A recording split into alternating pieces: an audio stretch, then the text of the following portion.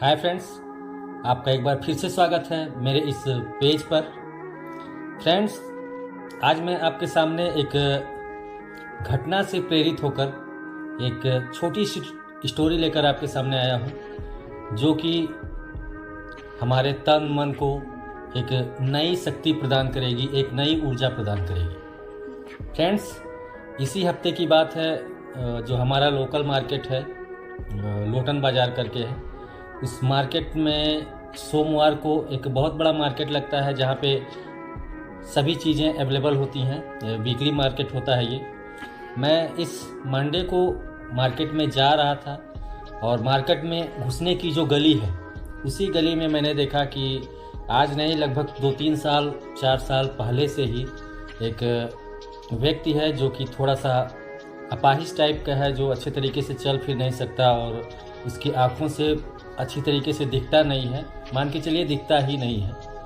तो वो अपनी रोजी रोटी चलाने के लिए क्या करता है कि गली में ही रास्ते में एक जगह एक थाली लेकर स्टील की बैठता है और उस पर कुछ बजाता है, गुनगुनाता है, गाता है, और लोग आते जाते उस आदमी को 2 रुपये, 4 रुपये, 5 रुपये, जिसके पास जो भी अवेलेबिलिटी होती है वो उसको देते चले जाते हैं या आते वक्त दे देते हैं अगर भूल गए तो। मैं अभी जा ही रहा था कि मैंने देखा कि एक बहुत तो उसको अभी कम उम्र का नहीं कहूँगा, 28 से 29 साल का एक आदमी रहा होगा। उसने 1 रुपये अपनी जेब से निकाला और उसके थाली के पास रखा और उसको रख के उसने वहाँ से एक 10 का सिक्का उठाया और अपने जेब में रख लिया। ये मैंने देखा, लेकिन देखने के बाद मुझे लगा हो सकता है ये मजाक कर रहा हो या ट्राई कर रहा हो कि देखें इसको दिखता है कि नहीं। और यकीन मानिए कि उस व्यक्ति को दिखा नहीं, वो बाजा बजाता ही रहा और वो 1 रुपये देकर 10 रुपये लेके निकल गया। बोला क्यों किसी ने कुछ नहीं, क्योंकि जो आते हैं वो सोचते हैं हो सकता है उसको जानने पहचानने वाला हो, या हो सकता है कि ट्राई कर रहा हो कि देखता है कि नहीं। आजकल लोगों को मजाक उड़ाने में बहुत मज़ा आता है। तो फ्रेंड्स, कहने का मतलब ये है कि ऐसी घटनाएं हमारे चारों तरफ बहुत होती रहती हैं। इस ऐसी घटनाओं को अंजाम दे के ये नहीं सोचना चाहिए कि हाँ, मैं हमेशा इसी तरह रहूँगा जिस तरीके से मेरी लाइफ चल रही है, जिस तरीके से मैं अपनी ज़िंदगी को जी रहा हूँ। इसी से प्रेरित होकर मैं आपको एक आज छोटी सी कहानी बताना चाहता हूँ।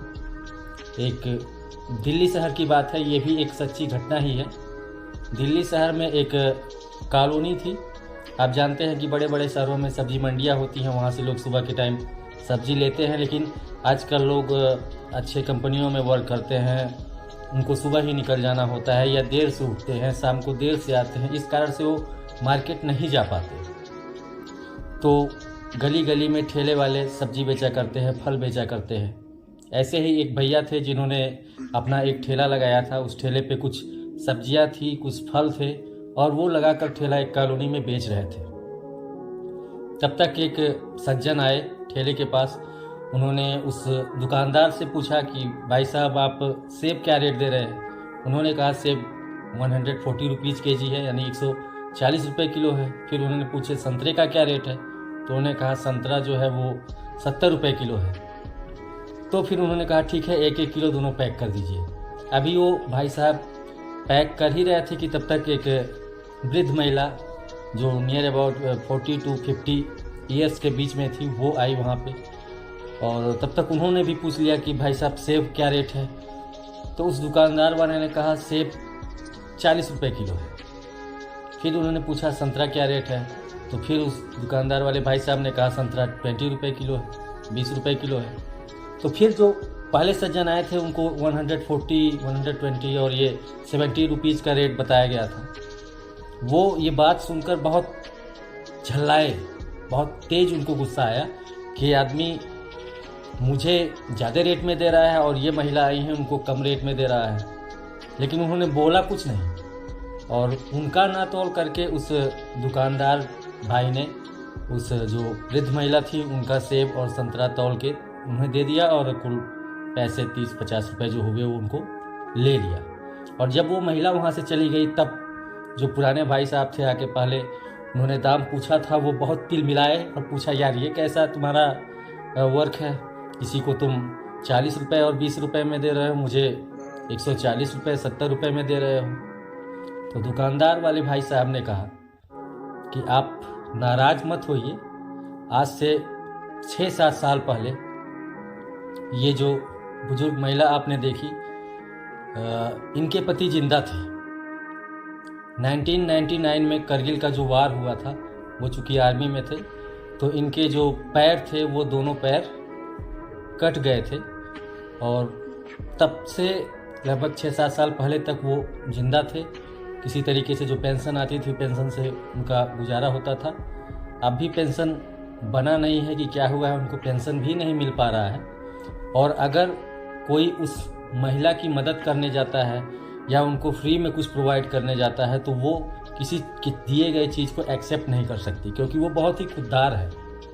तो इस तरीके से डायरेक्टली तो वो मदद किसी से लेंगी नहीं। लेकिन मैं सोचता हूँ, इस मोहल्ले के बहुत सारे लोग ऐसा सोचते हैं, ऐसा करते हैं, जिनके पास जो भी अरेंजमेंट्स है कि इनको वही चीज़ें कम दाम में बता के दी जाए, जिससे वो उन चीज़ों को आसानी से परचेज कर पाए, उसे ख़रीद पाए। इससे थोड़ा दिल को सुकून मिलता है। और जाना तो सबको है भगवान के घर, लेकिन कुछ लोग अच्छे कर्मों को लेकर जाते हैं, कुछ लोग बुरे कर्मों को लेकर जाते हैं।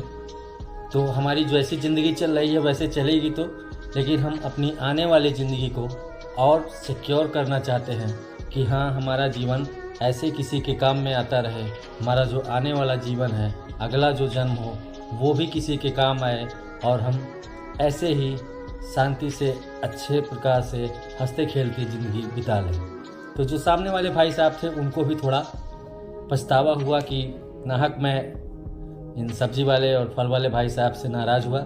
उन्होंने कहा ठीक है, और बाद में वही भाई साहब उस दुकानदार वाले को अपने तरफ से 1000 रुपये देकर गए कि जब भी माता जी आएंगी उनको ऐसे ही रेट कम करके देते रहना और मेरे इस पैसे से अपना हिसाब करते रहना। तो फ्रेंड्स, सोचने वाली बात यह है कि अब भी दुनिया में कुछ ऐसे लोग हैं जो कि दूसरों की मजबूरियों को, दूसरों के दुख को अपना दुख समझते हैं, और कुछ लोग अब भी ऐसे हैं हमारे सोशल में, हमारे समाज में, कि वो दूसरों की मजबूरियों को मजाक बनाते हैं, दूसरों की मजबूरियों के साथ खेलने की कोशिश करते हैं।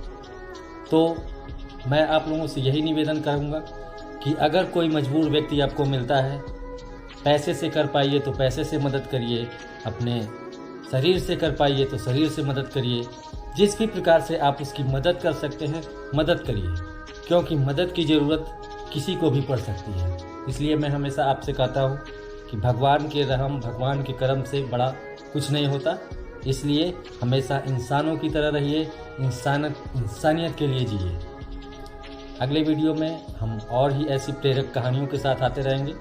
तब तक के लिए आप सबको प्रणाम। Thank you. Have a nice day.